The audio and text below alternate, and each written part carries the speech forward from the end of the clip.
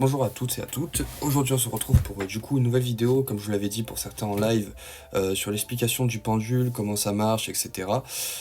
Du coup je vais tout vous dire. Alors, comment marche le pendule, l'histoire un peu du pendule, et comment vous pouvez l'utiliser de manière assez fréquente pour obtenir vos réponses, tout en étant neutre dans vos réponses, enfin dans vos pensées.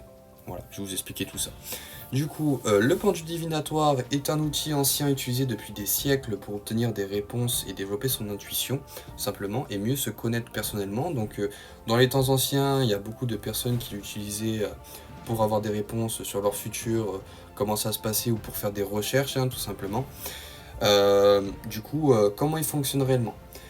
C'est pas de la magie, hein, c'est de l'énergie magnétique avec du magnétisme qu'on a tous, hein, donc tout ce qui est relié par rapport aux mains, la chaleur, etc.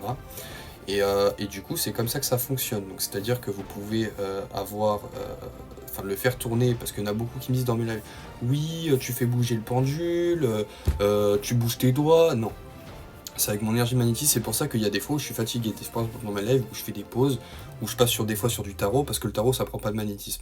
Le pendule, c'est tout relié au niveau de la main.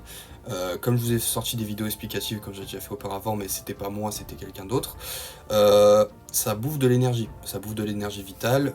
Au bout d'un moment, vous sentirez votre corps un peu plus fatigué, vos yeux un peu plus fatigués, hein, voilà, moi des fois ça m'arrive que mes yeux qui piquent tout simplement. Voilà.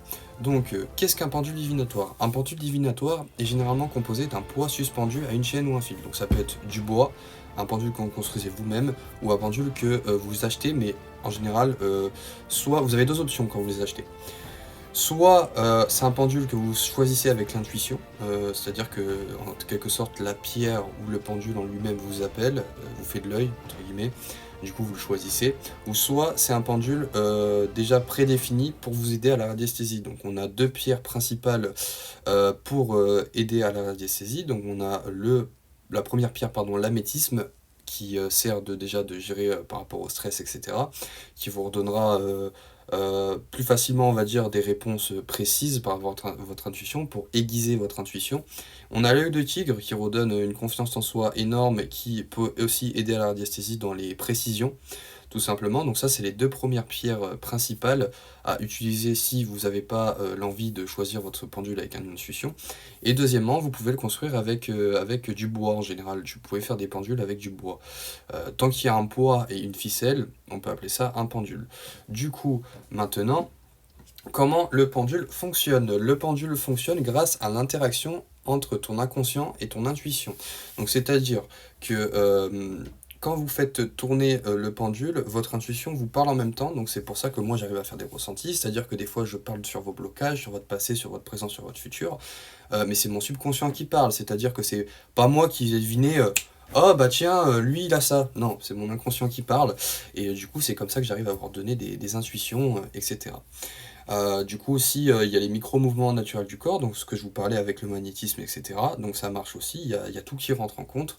Alors, maintenant, on va parler de la première utilisation du pendule. Déjà, en général, une fois que vous avez acheté votre pendule en magasin, dans une grande surface ou dans un magasin dédié à ça, il faut l'imprégner de vous. Donc il faut le laisser dans votre poche, dormir avec, etc. pendant 3 jours, à peu près. Voilà, tout dépend de votre niveau déjà en termes de magnétisme, de votre puissance. C'est on va dire, de 1 à 3 jours maximum. Une fois que vous l'avez bien imprégné de vous, vous vous installez dans un endroit calme, vraiment vous méditez un peu sur vous-même, faites un peu de méditation, sans musique, etc. Mais vous êtes vraiment dans un coin tranquille. Et dans un premier temps, vous allez lui dire, donnez-moi donne-moi ton oui ou donne-moi ton non. Tout dépend des pendules, tout dépend des gens. Chacun a son propre oui, chacun a son propre non, chacun a son propre peut-être. En général, pour mon ancien pendule, moi que j'avais, c'était dans les sens des aiguilles d'une montre le oui et le sens des inverses des aiguilles d'une montre le non. Et là, le pendule que j'ai avec une pierre de cormaline qui est une pierre de feu, c'est dans le sens inverse de ce que je viens de vous dire. Du coup, ça dépend de chaque pendule. Et du coup, après, vous observez les mouvements, il faut bien que vous appreniez le oui du non pour poser vos questions et les reconnaître, tout simplement.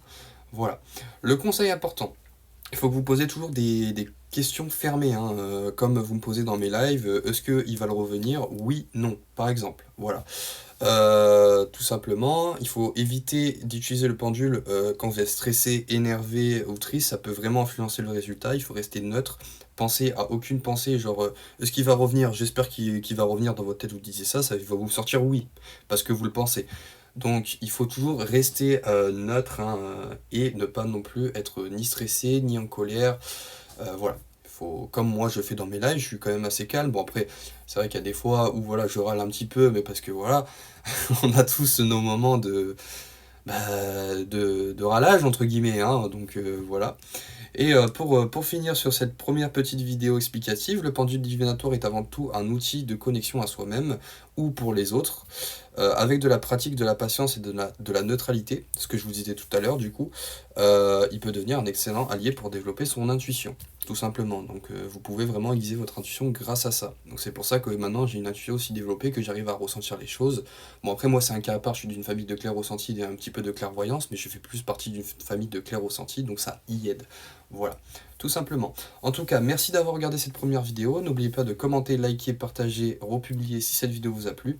Et du coup, j'en ferai d'autres très prochainement. Voilà, bon, elle dure 6 minutes la vidéo, mais voilà.